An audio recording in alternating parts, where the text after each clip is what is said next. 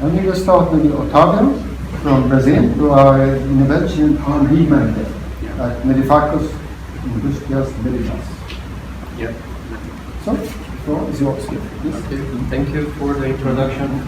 So, I work in Mediphacos in Brazil, and I am here to share our experience in developing and establishing an innovation management system in our company. Our company works in the healthcare sector, specifically speaking. It works in the ophthalmology area, producing some implantable devices for the cornea and also intraocular lenses for the cataract surgery and also some rigid contact lenses. So that's our business, just for you to understand the context in which we are. We are a mid-sized company there in Brazil, already a 45 years old company. And so we are a mid-sized company, and we have many different challenges which arise from this, including the fact that we have in general limited resources, and I'm talking not only about the financial resources but also human resources to invest in innovation and product development. So these are some of the challenges we have because of the company itself. And we are also placed in an emergent economy in Brazil. So if on one hand we have many different innovation incentives in the country, just like public funding opportunities and tax incentives and etc. On the other hand, we live in the middle of many uncertainties and some political and economic instabilities that also bring some challenge, not only for the company to operate, but also to take some strategic decisions concerning product development and R&D activities. Okay. The company has been known in its history for introducing many different new products in the local market and in the South American market also, and also one product in the global aspect. But the innovation activity of the company has always been random and non-systematic. I mean, so the company has always worked without some specific process to guide the product development and the R&D activities in the company. So the process has always been very empirical.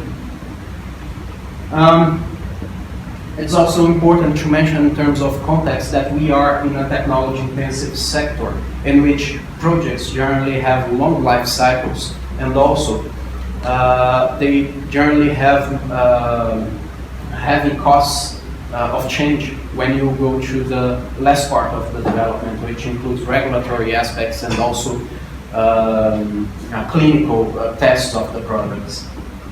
And we also face the competition of some very big competitors which have in general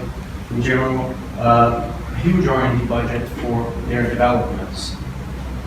And we still have to deal with some challenges concerning the whole context of the country in which we are, and these include competition with some of the big players of the market that have a large market share, not only locally but also globally, and this makes the margin of products in general reduce dramatically and quickly. So we have to deal with that also for new product developments, and excessive bureaucracy concerning, for example, funded projects.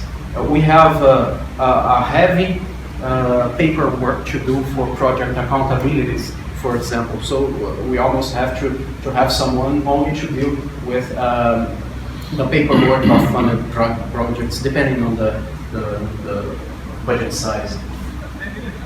And we also have some internal challenges concerning technology gap that we now have in comparison with some other competitors, and also the culture of being a family-owned company for more than 40 years. So this is just the context in which we work. And of course that brought challenges to our project of developing and establishing this innovation management system. So our target in this project was to plan and establish an innovation management system in a systemic and sustainable approach. Systemic in the sense that it should be a broad approach of innovation in the whole company. So we wanted the company as a whole to be known for an innovative company, and also we wanted to be sustainable in the sense that it should be realistic and also simple enough for the company to implement it in fact. So, and we expected from this project to generate basis for planning the strategy, especially concerning the strategy in the mid and long terms with the prioritization of projects and also creating an innovative environment in the whole company. For that, we have chosen to use a methodology which was reported by Scher and Carlo Magno, which is called the Innovation Octagon. We found it very useful in terms of letting clear the 8 areas in which we have to act in if we want to establish innovation in the whole company. So these include culture, human resources, structure, relationship, leadership, strategy, processes, and also funding. For each of these areas, we have established a specific methodology for our case. So we have taken into account the challenges I have just mentioned, and also our ability to generate data, our ability to implement the actions concerning each of these areas. So each of them was treated in different level of details depending on the context of the company. So in the first 2 ones, culture and human resources, for example, we have worked with surveys in the company to mainly identify what are the perception of employees concerning the quality of processes, projects, and also barriers to implement innovation in the company. And we also work with, for example, strategy with the TRM, SWOT, business analysis, and also process mapping and development. Well, the results we got from each of these areas are as shown here. For the case of culture, for example, we have identified that the lowest grades were on quality perception of projects and processes, and also in feedback on ideas. And the employees in general perceive as barriers, insufficient resources, lack of time and interest in the company. So, and also concerning the human resource, we identified that leaders are less satisfied with initiative, and we got lowest grades for the ability to implement new ideas and act as a critical observer. For treating that, we have established several actions, and some of them were the creation of an innovation award in the company so that we could stimulate people to have a critical observation of the processes they generally conduct in the company, and also to implement those initiatives, those ideas that arose from this observation.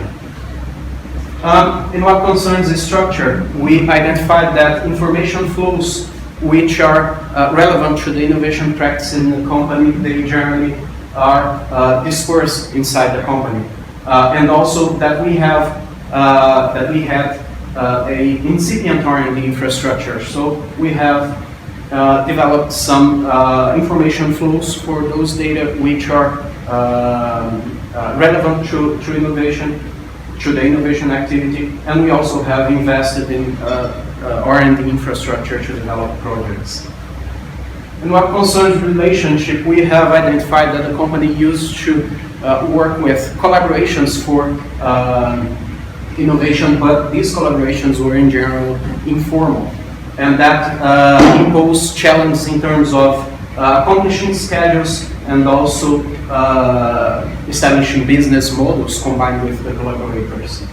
So we set an action in which we should work with formal collaborations, and we started to formalize some of the collaborations we have with universities and also customers.